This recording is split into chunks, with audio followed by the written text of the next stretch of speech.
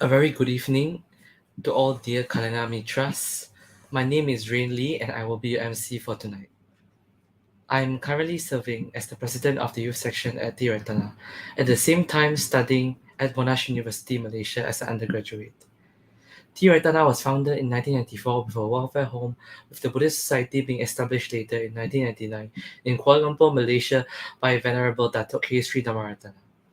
This evening, Ti-Ratana Buddhist Society would like to present the Dhamma series February 2021, episode 1. The topic is why Dana, or why generosity. On behalf of our Chief Reverend, Venerable Datuk K. Sri Dhammaratana, we have invited Bhante Dr. Gangodawila Chandima from Canada to give a Dhamma talk online on Facebook and YouTube. Bhante Dr. Gangodawila Chandima is a senior advisor to Patisota. Patisota is a virtual Dhamma organization that helps beginners and expert students learning the Dhamma in a variety of ways. We have linked Patisota in the description. Many people are interested in Dhamma Pariyasena, Patisota's most acclaimed interview series, which Bhante conducts on a regular basis.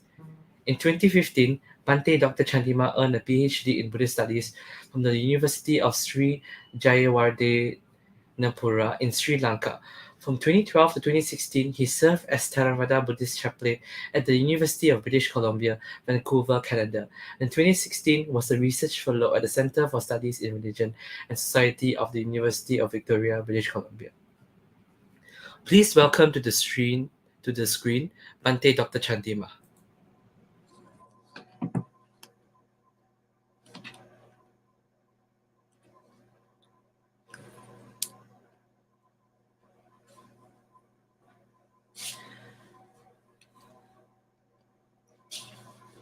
Namo tassa bhagavato arahato samma sambuddhassa. Namo tassa bhagavato arahato samma sambuddhassa. Namo tassa bhagavato arahato samma sambuddhassa. Good evening, everyone. Thank you, Ti-Ratana organization, Buddhist Society, for inviting me to start a series of Dhamma talks starting from today. I think this Dhamma talk series also starts from this talk. So it's a privilege for me to talk to you. So I was initially thinking whether I go by a set of topics, but I then got to know that there may have some implications. But then I also understood that we need to have sort of topics beforehand. So I chose a topic which is very interesting to all of us. I would say the topic is going to be why generosity. That means why dana, because we all like doing dana. I mean, the Pali word dana has so many meanings, right? The reason why I chose this topic is that we have to think dana in a bit more comprehensive context. Like, for many people, dana means that they just go to a temple and then they offer some food to monastics, or probably they help someone who is poor, probably someone who is differently required some of the items. So this is the kind of context that most donors or people, especially in the Buddhist context, would think. I think it also depends on the sort of country. Let's say somebody who is from Sri Lanka, might think dana, the sort of dana that they experience within the country in a different way. Somebody in Thailand or Burma or some other Buddhist countries, probably not the Buddhist countries, but there are Buddhists, they might think differently too. But it is not surprising to think that a lot of people have understood dana to be a kind of food offering. So let's take a look at of this background knowledge, and then to see how can we engage, or I would say, how can we do a dana uh, in the way that we see in the text, Buddhist text. As well, we wanted to look at how we can, you know, see dana as a complementary practice, which is not a standalone practice like mindfulness.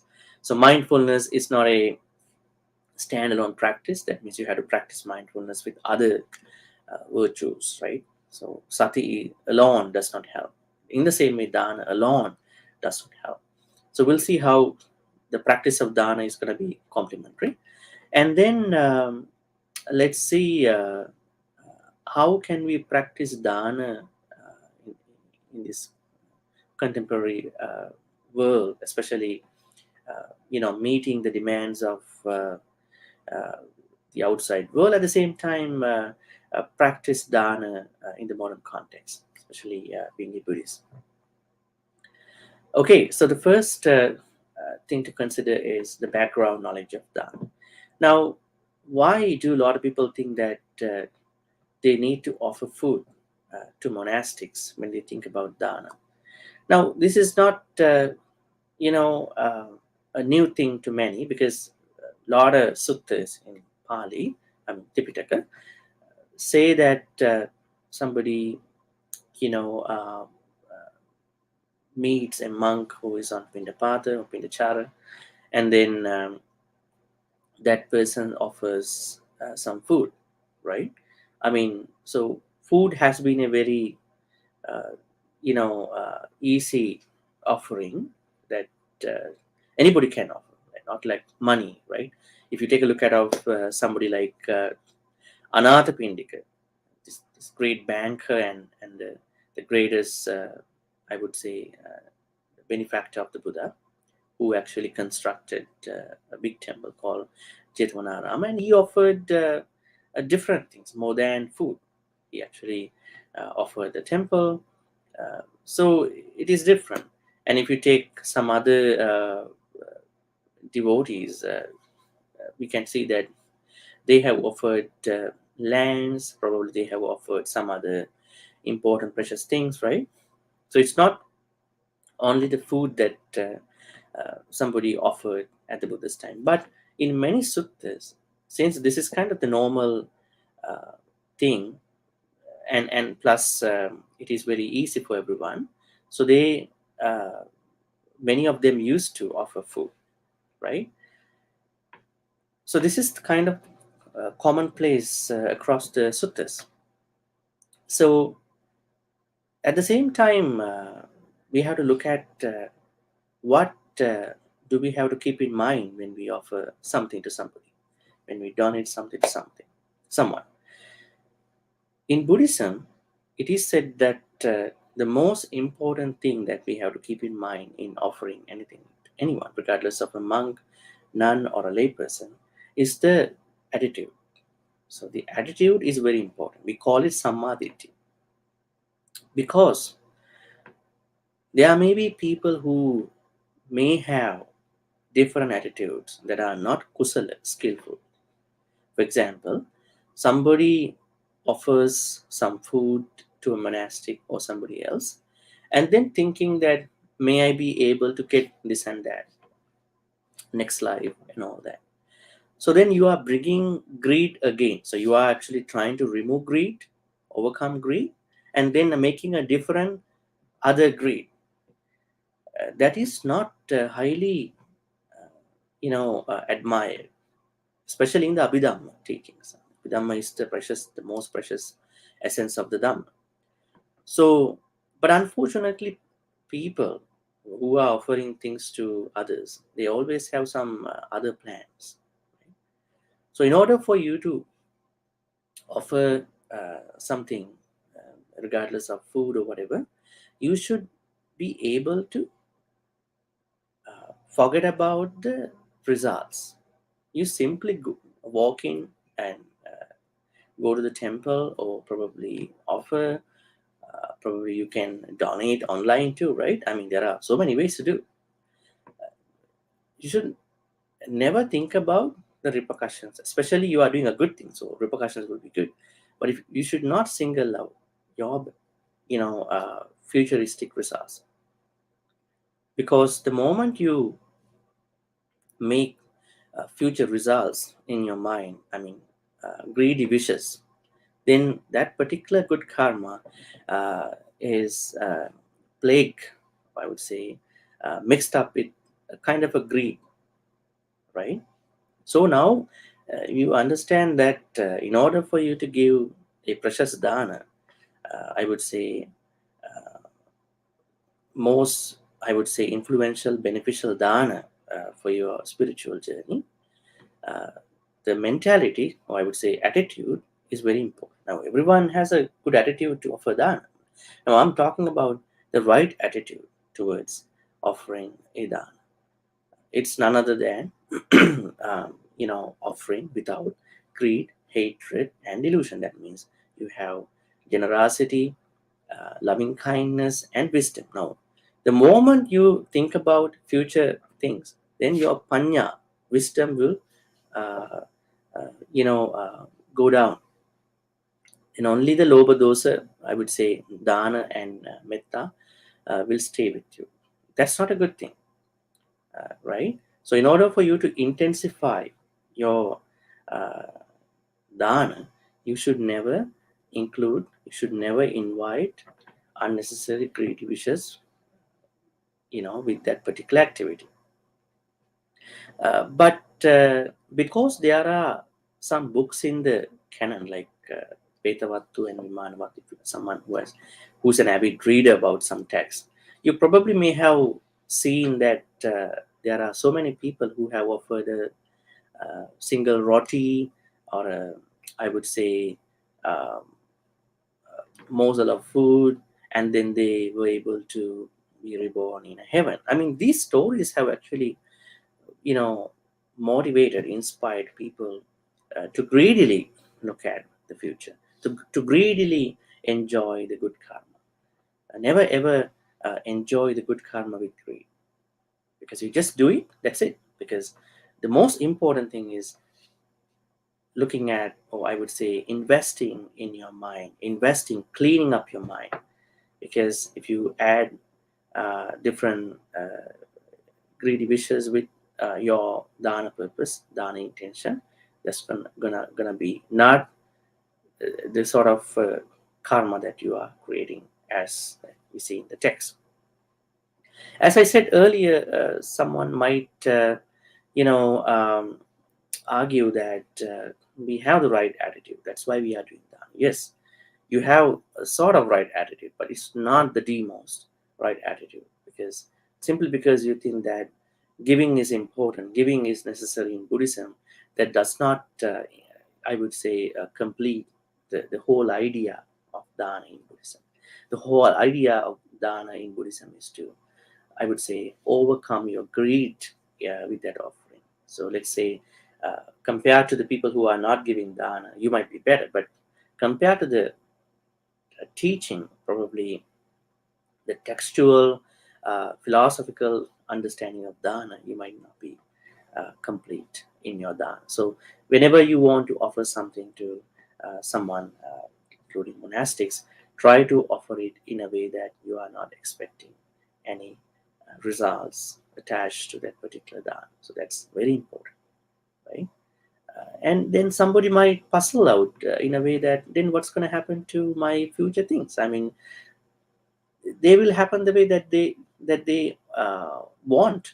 I mean, in a better way. You don't need to expect. Let's say this is like an exam. Like you sit for an exam and you write it. And if you think that you wanted to achieve letter grades, I would say B plus, I would say B plus, A plus, A minus, A plus, and so on and so forth. But what if somebody wants to earn a B plus and only preparing oneself for the B plus? Most probably, given the understanding that that person only expected for a B plus, he or she might actually will end up before the B plus. That's the only target. But what if there's someone who may say that, you know what? I get ready for my exam very well. I prepare for my exam very well. I don't expect single letter grades, B plus, B minus, B plus, A minus, A plus. I wanted to prepare myself really well for the exam. So this person will end up with the best results, right? That is the most important thing with regard to dana. Don't aim for something. Just do it. Just do it very well. The best of what you can do. Otherwise, you will end up with some lesser uh, things. Now, even the idea that I want to do the best has to be actually encouraged, practice in a way that you want to do it to the best, not that you are getting something out of it, right? So I'm reiterating at this point, in the first quarter of this talk is to tell you that mental attitude without expectations is very important, uh, because it is such an important aspect of our life with regard to dana. Then someone might wonder about the contents of dana. Now, as I said to you, mental attitude is very important. Let's say you offer something even cheaper, uh, also doesn't make a lot of, I would say, I mean, uh, nonsense, because the most important thing is your offering. I mean, let's say your mental attitude with that offering. Now, the opposite side is what you're going to offer, right? Because there is some emphasis about the contents of food. Now, contents of some dana, let's say uh, food, clothings, sometimes I would say lamps, shelter, and also the Dhammadana. Dhammadana is the highest dana, right? In Buddhism, it says Sabbadana, Dhammadana, Jina. So that means out of all danas, sharing, uh, disseminating, discussing, engaging Dhamma is going to be the highest dana. Because let's say you offer something to somebody, that person might consume it.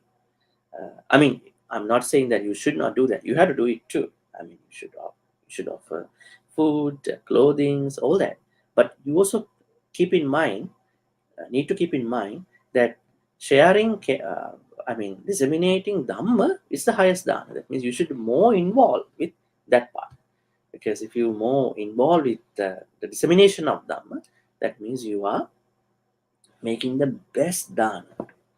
Now, why dana is this is why we had to discuss this. I mean, a lot of people, they get stuck, kind of uh, limited themselves to a very narrow area of dana concept. So I want them to actually revisit, reflect with these teachings to expand their concept of their practice of dana.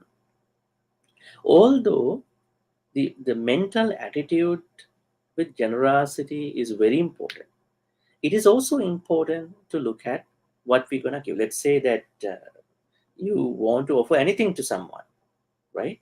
That is sometimes not going to work. Because let's say there is a monk who has some health issues, let's say diabetes, cholesterol issues, pressure. Then you're going to offer something that is not relevant to his medication, health condition. That's not a good thing.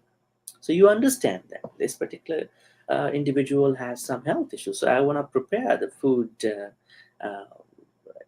in a way that the monk or nun or whoever the other person is going to benefit, right? So you are concerned about that person. So this then you are bringing some metta, karuna towards that person. You are empathizing that person, and then you are practicing compassion as well with dana, right?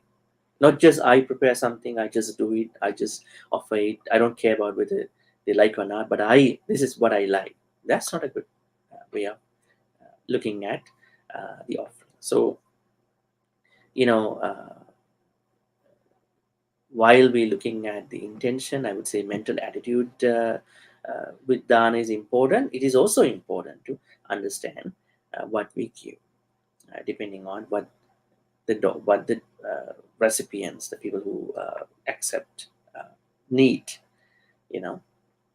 Otherwise, it's not going to be a good thing. Because Buddha always mentioned this is something called Vichaya Danam Sugatapasadam. Vichaya means inquire what what the recipient needs. I mean, I know that recipient has to be very concerned, careful too, because you can't ask things from devotees. They say, "I want this and that," right? So they have to understand how best they can communicate the message, right? Now, uh, it's very important to think about this concern about what you gonna give. Uh, so, on the other hand, some might actually wonder about uh, the expensive stuff with regard to that. I mean, not everybody can give expensive stuff. It's like a tax filing, tax paying, right? Wealthy people pay higher tax. uh, I mean, low income people pay probably no tax at all, right? So middle class people pay the sort of middle class tax to the government.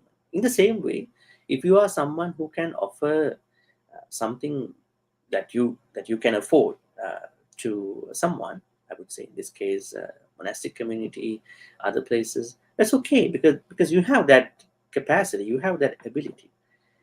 But a when it comes to a someone who has no that kind of financial stability, affordability, that person might do in a different way. It doesn't matter. I mean, it can matter socially, because let's say you are a wealthy person and you are offering something like a person who has nothing, probably who barely survive, right? And there is someone who cannot afford something very much. That person offers something little to nothing. So socially, you may have some issues where other people might look at you, view you differently. But the most important thing, regardless of what you offer, your mental attitude that I wanted to offer this without greed, hatred, and delusion. So it means I want to give this dana with generosity, loving kindness, and wisdom is the most important thing. There are people who are very rich, but they are offering things, but their mental attitude is might not be good. There may be someone who is offering something very small, but their mental attitude is very good. Let me tell you a story. Let me think about it. There was a Brahmin called Ekasataka, Chul Ekasataka, I think the story goes. Brahmin Chul Ekasataka. So this Brahmin and his wife, used to go to the temple to listen to a Dhamma talk, I'd say Dhamma talks given by the Buddha and other monks. But the problem was that they, even though they are Brahmins, they were not very wealthy, rich as other Brahmins.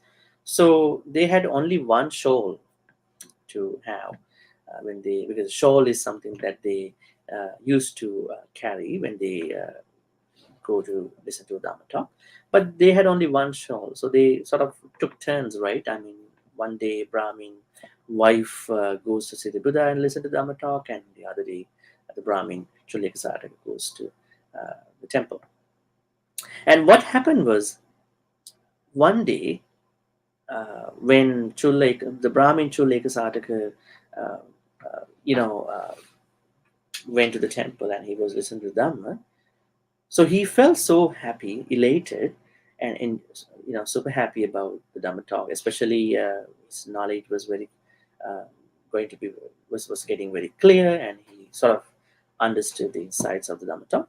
And then he was thinking, okay, I have nothing to offer to the Buddha, so I wanted to offer this shawl, but the problem is two of us, my wife and I, only have this one shawl. What I'm gonna do if I you know, offer this to the Buddha?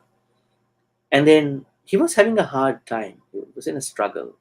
Uh, should I give or should I not give? But finally, he decided, no, I'm going to actually give it to actually, at that time, it was the Buddha who was actually concluding the Dhamma talk. And then he actually came up with the idea that he wanted to offer. So then he was exclaiming this way, I won, I won, I won, I won. And then the Buddha overheard this saying. Who is saying I won in his audience? And he found out this Brahmin, Chulle Sadhaka. And then the Buddha asked him, why are you saying I won, I won? And he said, the Buddha, I finally won my greedy thought. Though this is the only soul that we both have, but I decided to offer this to you, and I'm happy. Now, this is the most important thing that we all should have. When we offer something, we should be able to feel free, right? This freedom of offering is very important. Now, there are people who offer something to somebody, be that food or whatever, but they then create more greed about it. They offer something expensive or not expensive, and after that they have more. They are creating more greedy thoughts to the spiritual good quality that they say they offer it to somebody, and they thinking, okay, may I be able to be reborn in this place, that place, right? So they are sort of messing up, destroying the intensification, the strength of that kusala activity, kusala thought. That's not really necessary, because that's why I'm asking you in the beginning that um, it's very important to have the right attitude, samadhi about your dana. That means you are giving this without expectations. That means the only thing that, okay, probably the only expectation on this side of your activities to make the monk or a nun or somebody else to feel better. Because you offer it and you are happy. This person is happy eating. That's it. You don't need to carry any other single thought about it. Because why I'm telling you like that? Don't worry. It will uh, give you the best results to you, right? Now, whenever there is a service in our modern day life, saying that, hey, we wanted to assure that you have the peace of mind, right? So let's say you are, uh, you know, checking in at an airport for something. Let's say your luggage is, the airline might say that, hey, don't worry, I mean, we will take your luggage to this place and that. You aren't worried about it because, you have an insurance, right? So you don't need to be concerned about it because you know that you have the peace of mind. They assure that you have the peace of mind. Just go, hands free in a way that you feel comfortable. In the same way, you don't need to worry about what's going to happen, right? You only need to take care of your mental attitude in those activities. That's it. The rest of the thing will come to you automatically, right? That's a very huge, important teaching. So now you understood about the attitude in terms of dana, generosity, and then the sort of things and affordability with that, you know, uh, particular offering. And I also said that we should not limit dana to a small food offering. We have to think different ways to be generous.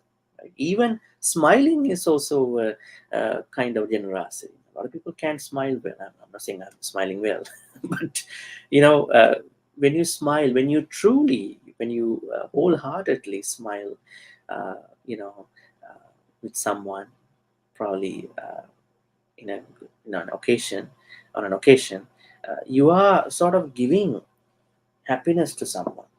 Giving happiness to someone is a very difficult thing in today's world, right? So that is one part. Let's say you are trying to, uh, you know, uh, give your time, volunteer. You are thinking about the volunteerism, right?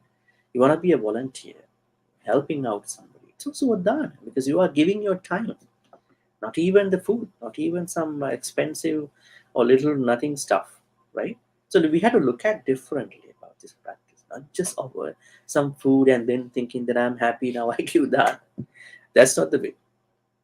Even talking to someone uh, uh, with a smile, with happiness, concern about, even being concerned about somebody else's health, life, right? Caring, right? Caring is sharing. Like, this is why these things are almost seem to be in our societal norms, right? And also, I would say, uh, sharing your knowledge. Now, this is why we say sharing the Dhamma is the highest dana. Sabbadanang Dhammadana. Now, somebody might ask me, how do I practice say Dhammadana? Uh, it is very easy. I mean, you can start discussing Dhamma with someone, because when you discuss Dhamma with somebody, what happens is that you are learning, and that person is learning too, especially to fix their life, fix that person's life. Let's say that person uh, might use bad words, and you are having a conversation about sweet words, truthfulness, right? Then you try to help that person overcome the bad speech. And probably you may have different people in your life. There are so many people who are behaving in different way. Let's say there is a gossiper who always gossip, right? Gossips. So um, so let's say you have a conversation, if it is okay, safe, if that person is going to be open to you, you are trying to show that there are dangers, and you are wasting your time by gossiping about other people, wasting your precious time by idle chatting, gossiping. If that person understands that whatever the gossiping that he or she is doing is not good, because you are disseminating, you are engaging that person in this conversation, then that person will fix his or her life. So what you are doing is much more than offering a food, bunch of food, right? Some food. I mean, you have to do that too. But at the same time, thinking about helping someone with them is the most important, precious dana. But do not misunderstand that I don't need to offer dana, food dana. Uh, you need to do simultaneously, but emphasize more about sharing them. uh, Give more attention, pay more attention to sharing, understanding, teaching, uh, discussing Dhamma with somebody, group of people. Now I am sharing my Dhamma knowledge with you. This is the highest dana, and you are learning from me at this point, right?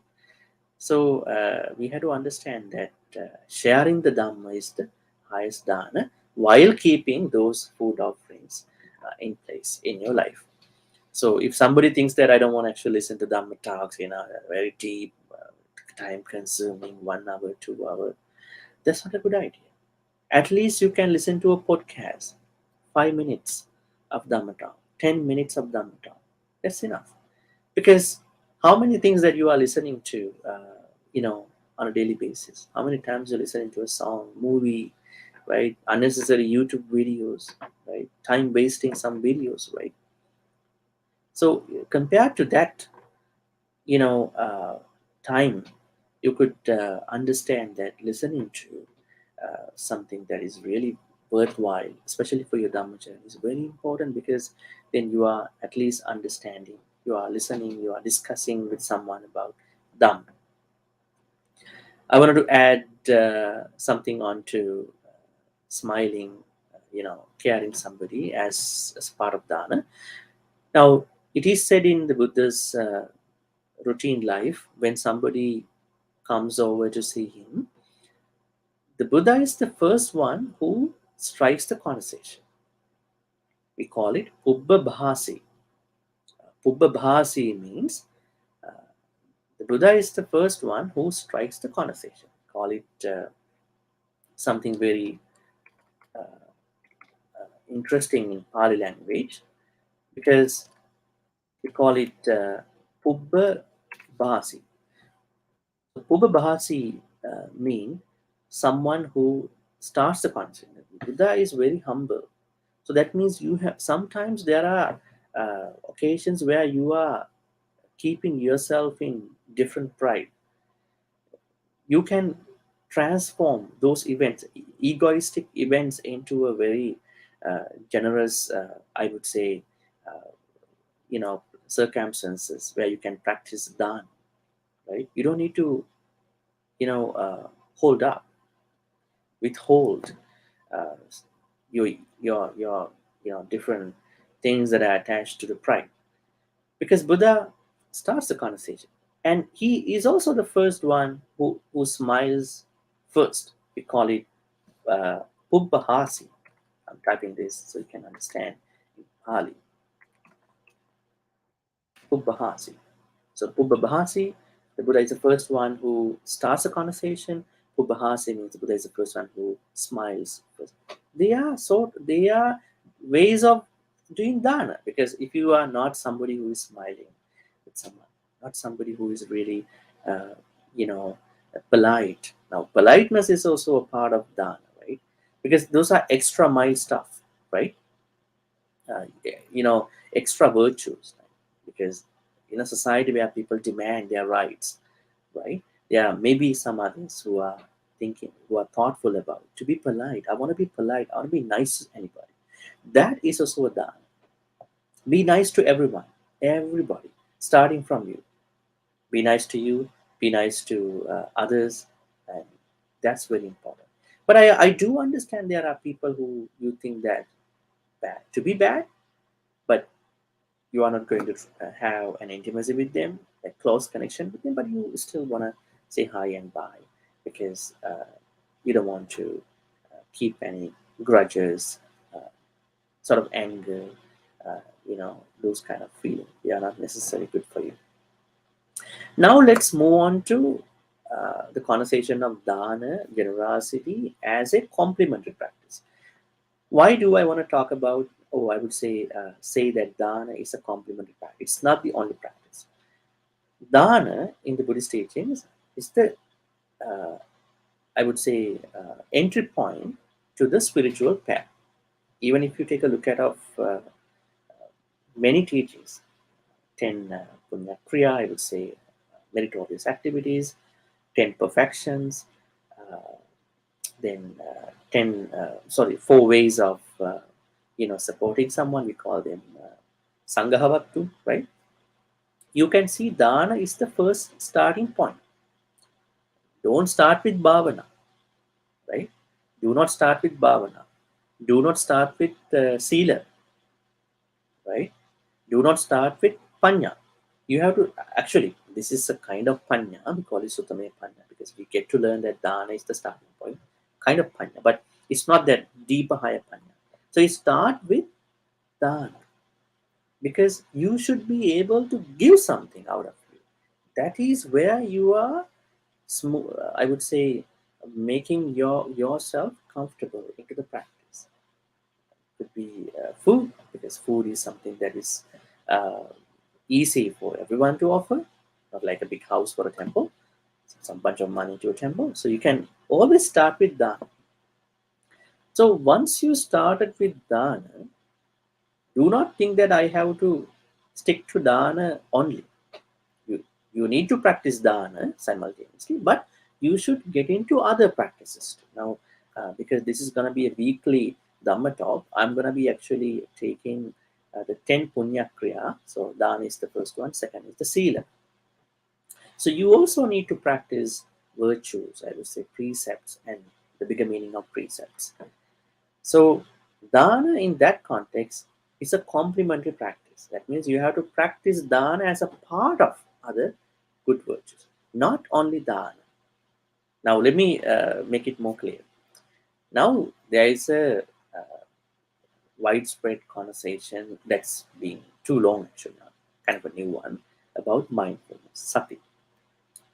Now, sati in the West, like where I'm living at this moment, is not the sort of sati that people practice. I mean, the ways and means how they practice. They all want to practice mindfulness, but here we have more about secular mindfulness. They wanted to secularize mindfulness, um, for their life.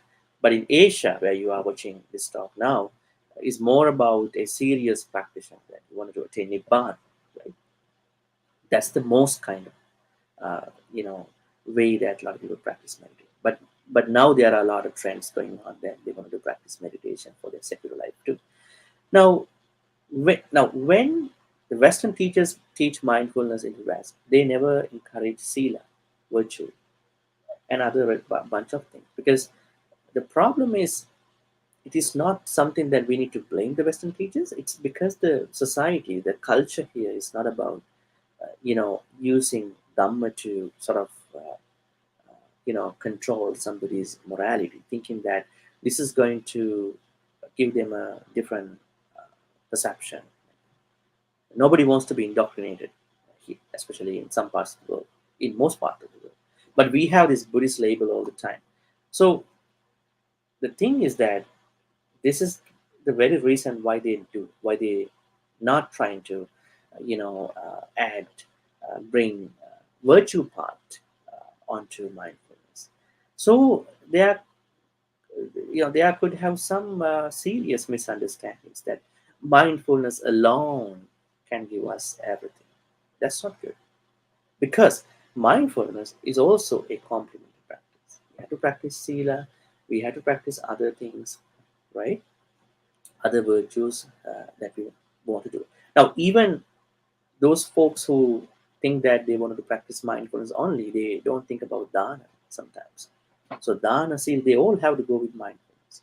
So when it comes to dana, it is the same thing. It applies, in the same way. That means dana should not be practiced without other good qualities like, you know, uh, mindfulness.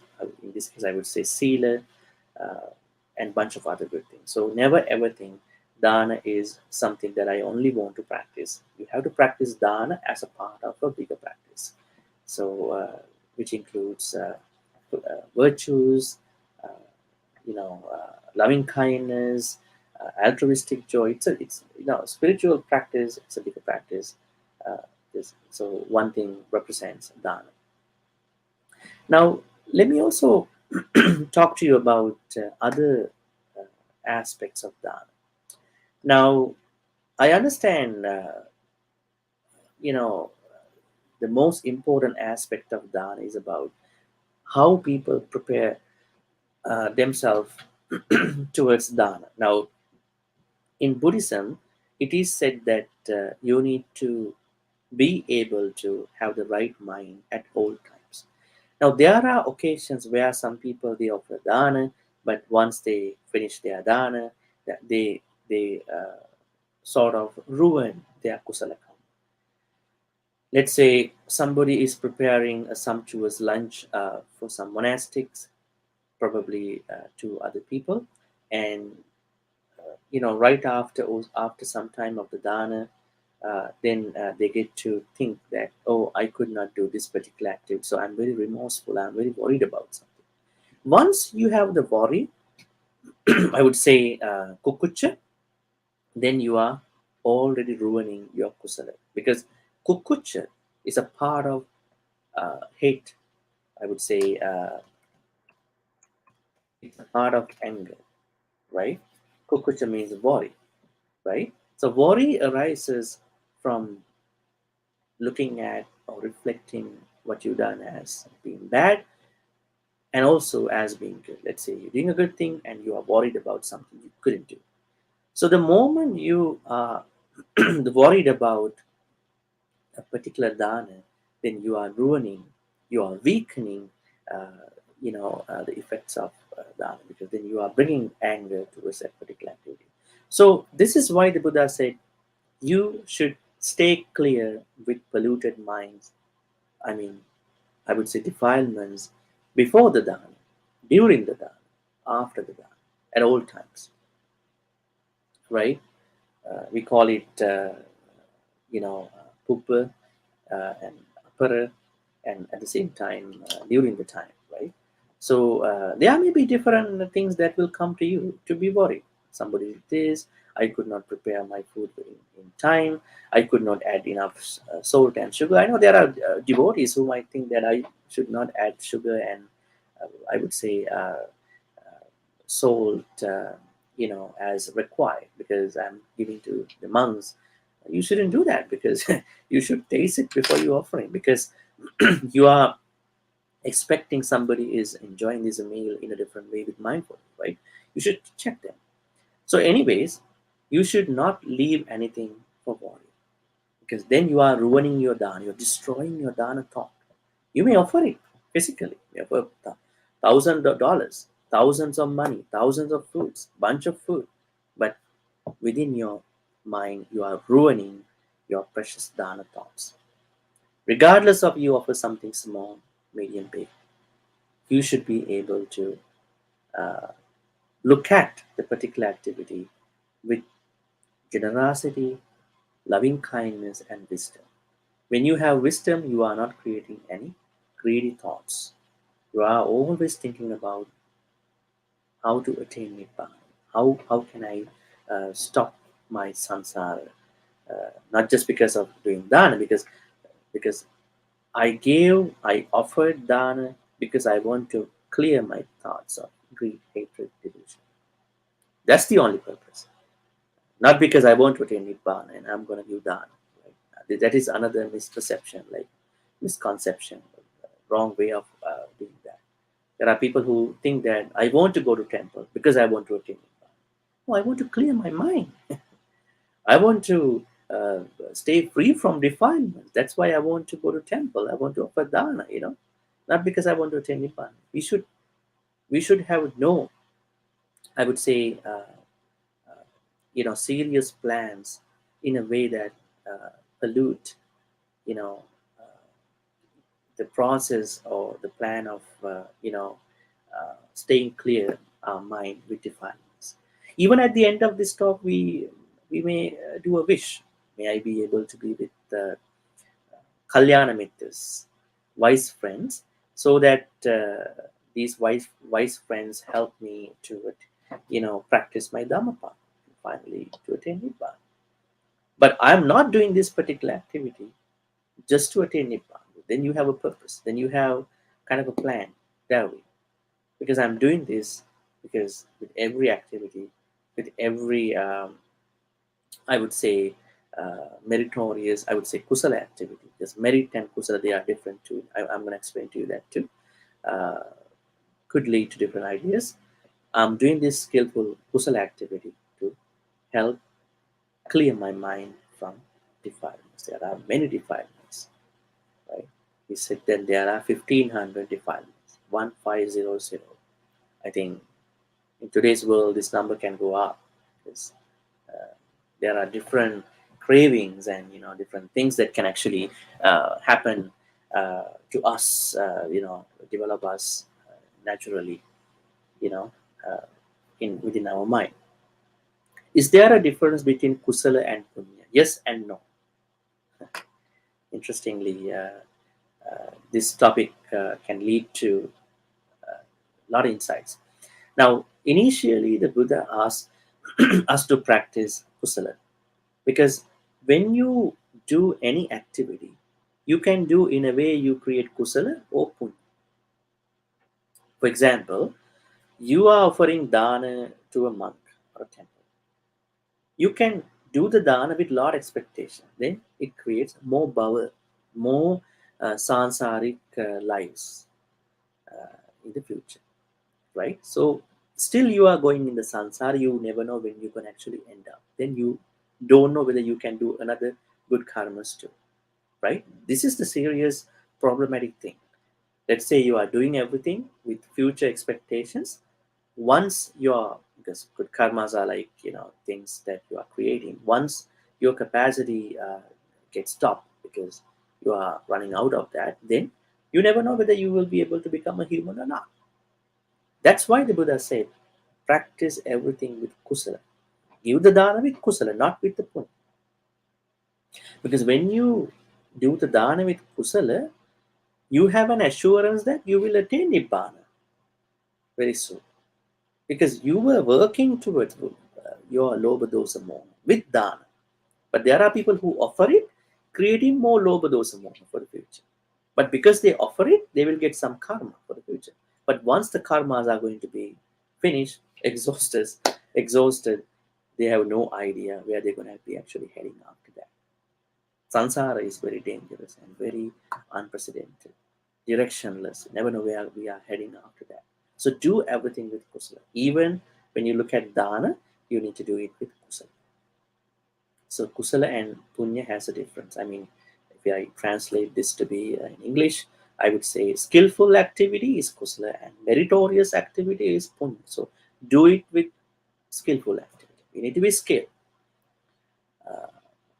So today we've been discussing why dana, why generosity as a starting point.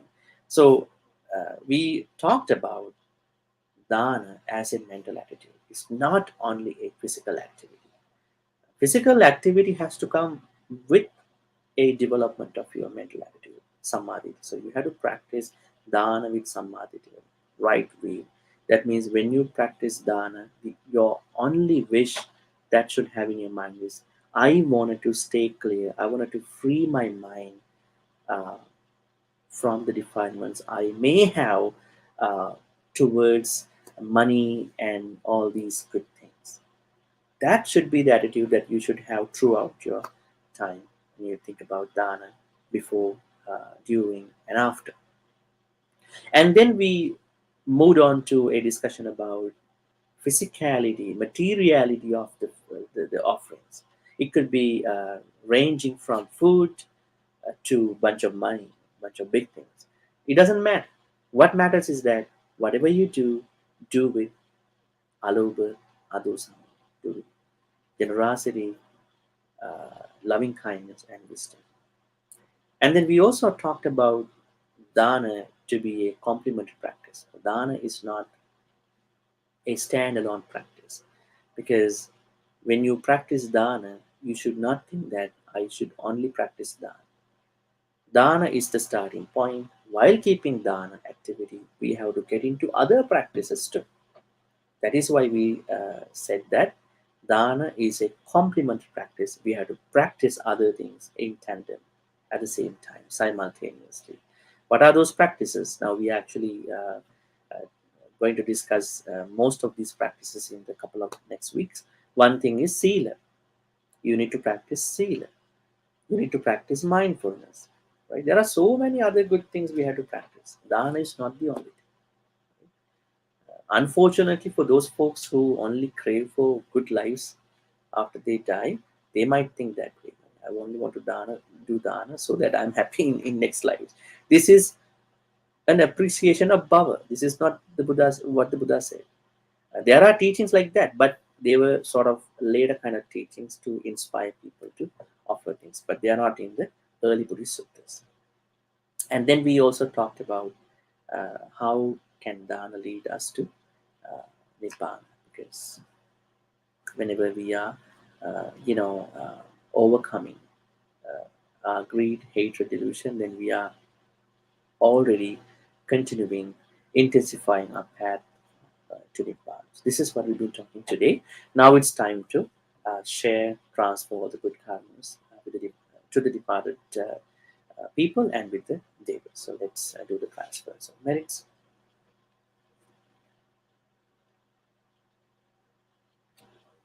Are there any questions for me?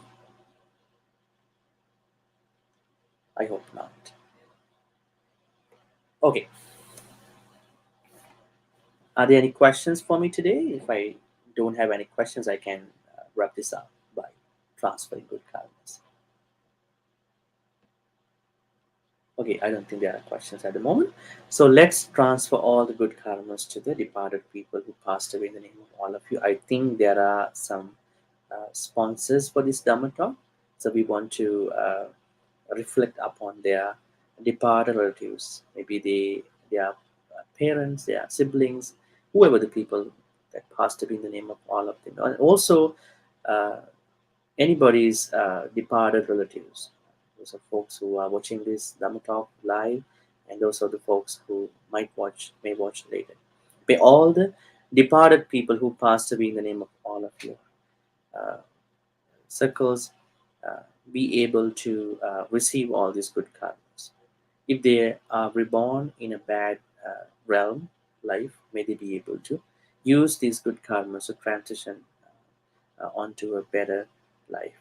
If they are already in a better life, may they be able to use this good karmas to improve their life standards, and finally to attain supreme bliss of Nibbana. Sadhu, sadhu, sadhu. Idammi nyati nang hotu sukita huntu nyatiyo. Idammi nyati nang hotu sukita huntu nyatiyo. Idammi nyati nang hotu sukita huntu nyatiyo. Also, we need to share good karmas with the devas, nagas, and mahitikas. These are the most important non-human folks. Say, uh, Aka Satta che Bummata, those folks who are living in the sky, and Bummata, the earth. What kind of beings are they? Uh, Deva, Naga, Mahintika. Deva, deities, Naga, called in snakes, not the physical snakes, snake folks. And then we call them Mahitikas, the third kind of beings, those folks who are more powerful in this world, who are non-humans. May all these devas, nagas, and Mahitikas be able to receive all these good karmas. May they be happy and peaceful. May they bless all of you. May they bless Ti-Ratana Buddhist Center for their all the activities. I know that I can see that they are doing a lot of humanitarian activities for children, for many people. Such a good thing. Uh, Many temples they are running for the benefit of all of you. So may deities, devas, nagas, Mahitikas protect all of them,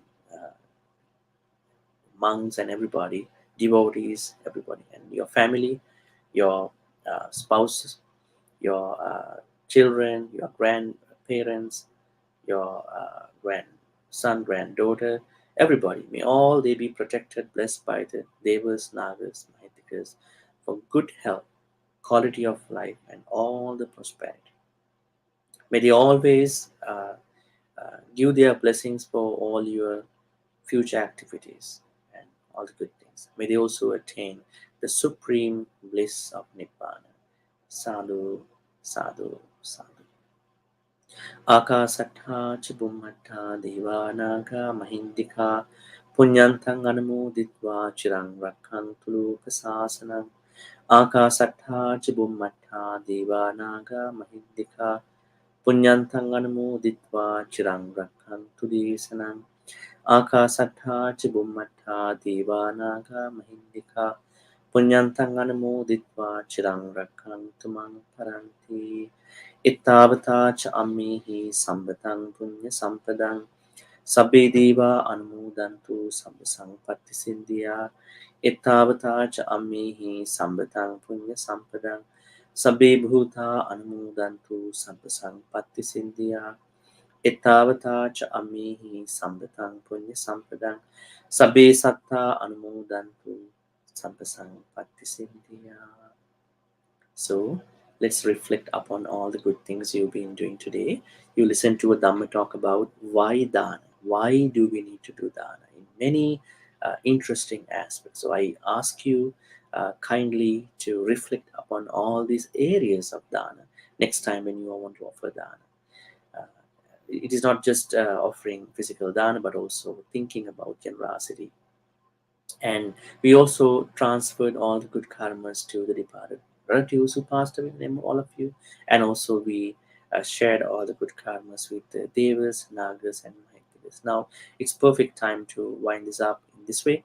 May all the good karmas that we've been accumulating in all these ways be helpful for all of us to attain the supreme bliss of Nibbana in this very life. Sadhu, sadhu. So, bless you with a couple more stanzas. Please receive the blessings. Abhivadana silis nichang vadha pachayino chattaro dhamma vadhanti ayuvanno sukhang balang ayurarogya sampatti sagga sampatti mevacha ato nibbana sampatti iminate saminchatu. Sadhu, sadhu, sadhu. May you be well and happy. May your all sufferings go away. May all your sicknesses go away. May all your fears go away. May the Buddha, Dhamma, Sangha be always with you. Thank you. Have a good night. Take care. Thank you so much, Bhante, for the wonderful Dhamma talk. Thank you. Thank you.